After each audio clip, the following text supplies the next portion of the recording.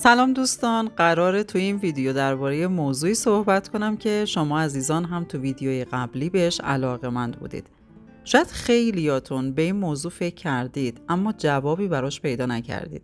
اگه زنی رو دوست دارید و بهتون بی‌توجهی میکنه، چطور میتونید نظرش رو جلب کنید؟ شاید تو چنین شرایطی احساس سردرگمی کنید و ندونید چطور باید برخورد کنید، اما نگران نباشید. چون میخوام به شما چند تا مرحله کاربردی مهم دیگر رو یاد بدم که میتونه این مشکل رو حل کنه.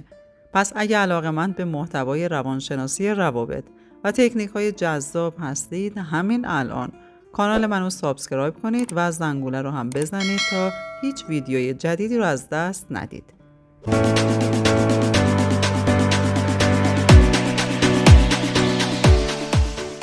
مرحله اول، خودتو قوی و مستقل نشون بده. تو اولین قدم مهمه که خودتون رو یه فرد قوی و مستقل نشون بدید.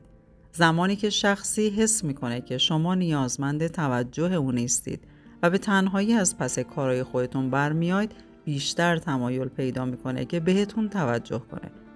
این احساس قدرت و اعتماد به نفس برای هر انسانی جذابه و زنان هم از این قاعده مستثنا نیستن.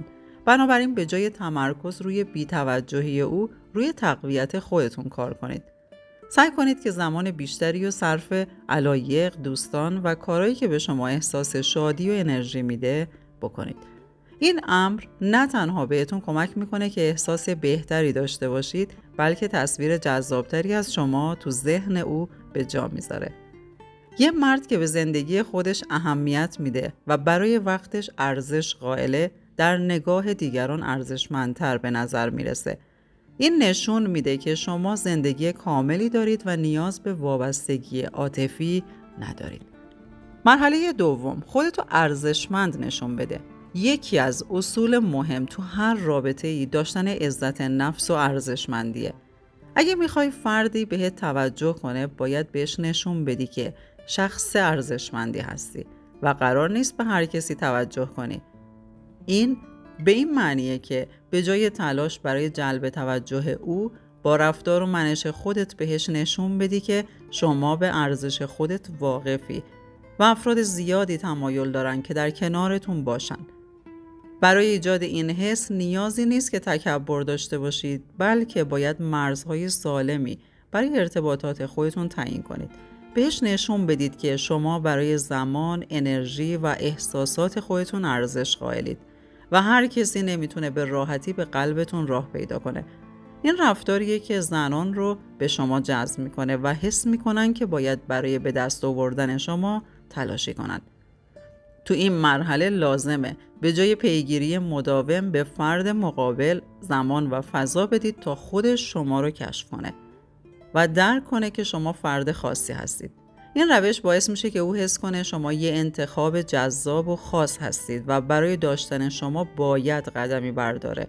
این نوع از رفتار شما رو در چشم او به یه هدف با ارزش تبدیل میکنه که خودش باعث جلب توجه بیشتری خواهد شد. اگه تا اینجای ویدیو خوشتون اومده و دوست دارید مراحل بعدی رو هم بدونید، حتما کانال منو سابسکرایب کنید. با این کار میتونید همیشه به جدیدترین محتوای من دسترسی داشته باشید. مرحله سوم، ارتباطات خودتون رو محدود و مدیریت شده نگه دارید. یکی از اشتباهاتی که خیلی از افراد مرتکب میشن اینه که وقتی کسی بهشون بی‌توجهی میکنه، سعی میکنن ارتباط بیشتری برقرار کنن. اما این کار به جای جذب فرد مقابل ممکنه اونو دورتر کنه. در عوض شما باید ارتباطات خودتون رو محدود و مدیریت شده نگه دارید تا طرف مقابل حس کنه که شما نیز برای توجه خودتون استانداردها و حد و مرزهایی دارید. در عین حال وقتی که ارتباطات محدود باشه، او فرصت بیشتری برای تأمل پیدا میکنه و ممکنه تو این فاصله به احساسات خودش فکر کنه. این باعث میشه که او بیشتر به سمت شما جذب بشه و شما رو به عنوان فردی خاص ببینه. پس یادتون باشه که قرار نیست تمام انرژی و وقت خودتون رو صرف به دست آوردن توجه کسی کنید، بلکه او باید تمایل به درک و شناخت شما داشته باشه. مرحله چهارم، ایجاد جذابیت از طریق انگیزه و چشمانداز بلند مدته. وقتی به کسی نشون میدید که شما فردی با انگیزه و هدفمند هستید، این ویژگی به شدت جذاب و موثره. افراد معمولاً به سمت کسایی جذب میشن که توی زندگی خودشون مسیر مشخصی دارن و برای رسیدن به اهدافشون تلاش میکنن. وقتی فردی ببینه که شما برای آینده خودتون برنامه دارید و در حال پیشرفت هستید، این حس بهش منتقل میشه که شما نه تنها به خودتون بلکه به هر رابطه‌ای که وارد میشید اهمیت میدید. این ویژگی‌ها باعث میشه که او بیشتر بهتون توجه کنه و بخواد تو مسیر شما قرار بگیره.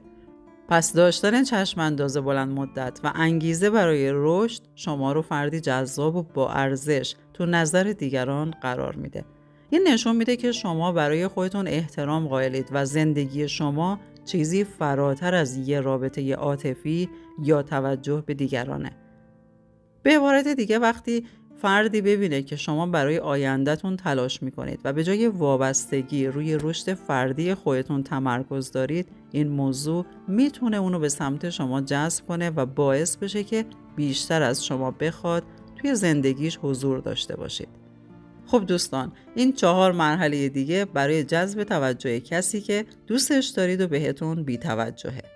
امیدوارم که این مراحل براتون مفید بوده باشه و کمک کنه تا بتونید رابطه‌ای بهتر و سالمتر برقرار کنید.